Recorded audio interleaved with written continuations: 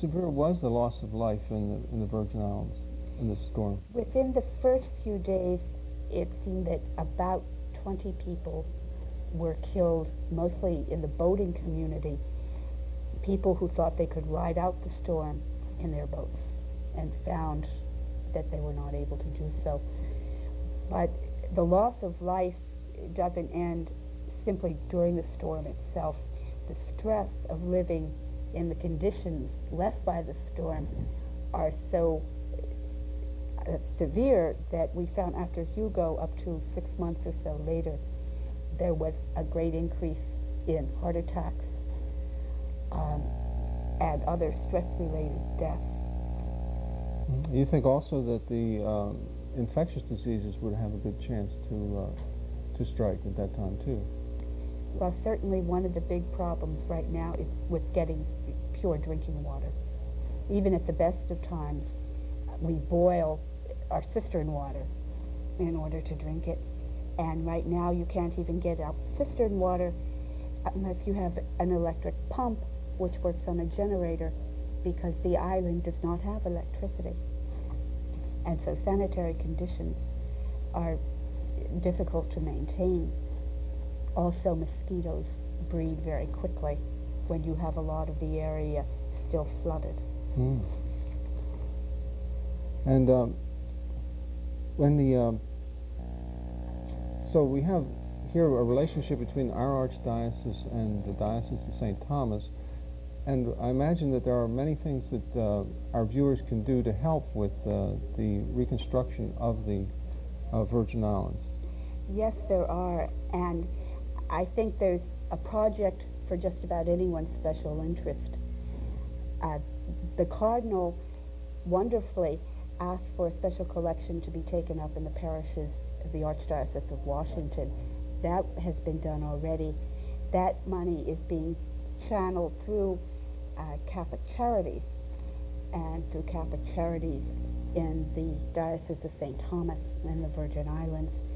There are specific projects that need to be undertaken. Not only did the bishop lose his house and all his possessions, including his clothes and his books, but many of our churches lost their roofs. St. Joseph on St. Croix has no roof. Holy Family Church has a big hole in its roof. Rectories have most of their roofs gone. The ceilings have fallen in.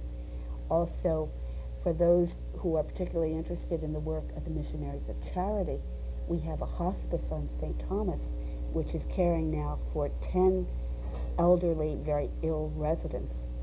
They lost their roof and ceiling. They've had parts of the building ripped off.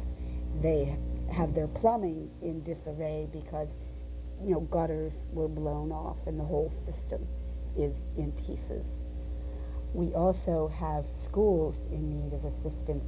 On St. Thomas, the roof blew off the high school, the Catholic high school on the island, and we lost the library, and we lost the science lab, and we don't know how the computers held up, because without power we can't check on how much damage there's been.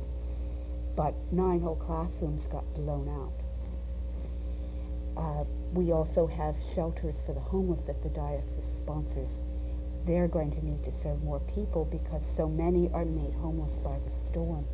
Also, our soup kitchens are trying to help people. Many, even if they have a bit of roof left, had electric stoves, and so they can't cook.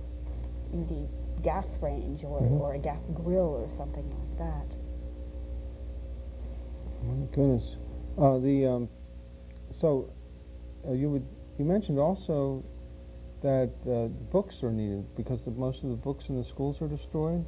In St. Peter and Paul's School, yes. The libraries serve both the grammar school and the high school. And besides good Catholic books, as you would hope to have in any Catholic school library, I would mention that the heritage of most of our students is African. And so we had Caribbean books and books about Black Americans so that the children would learn their history. we'd like to be able to replace those books. So if anyone can get such books cheaply from Prince George's County Library sales or other local sales, they could get them and send them to you? Yes, and if books are sent at book rate, or even better, library rate, they could be sent to the school library in care of our chancery. And I think we have the address of the library, of the relief fund in the Virgin Islands. Perhaps we can show that to our viewers now. Thank you. And what is the, could you repeat the address? Let's see. Yes. All contributions could be sent to the Relief Fund, Catholic Chancery, Post Office Box 1825, St. Thomas, Virgin Islands, 00803-1825. And those who would like to call to get more information can reach our bishop's office at area code 809-774-3166. The phone, of course, has been out, but we hope that it will be back in working order very shortly. Now, we have a good amount of unemployment in the area, in Washington, D.C. area, because of downsizing of government. Do you think there will be any opportunities with the reconstruction of the Virgin Island for engineers and tradespeople to go to help with the reconstruction from the devastation? Certainly there will be a lot of work in construction. We saw that after Hugo. And engineers, carpenters, plumbers, builders, contractors are needed. Obviously the first choice will go to local construction workers, because so many other jobs were wiped out by the storm, businesses destroyed. So our own people need to work. But there is much too much work to be done for them to handle it all. Even in getting electricity back, we need people to put up the new lines and get them strung and get the whole phone system back in order. There will also be a great need for counselors in the near future. We found after Hugo that with the children especially, the nightmares, the horror of the storm kept coming back, and when it would rain, the children would be frightened.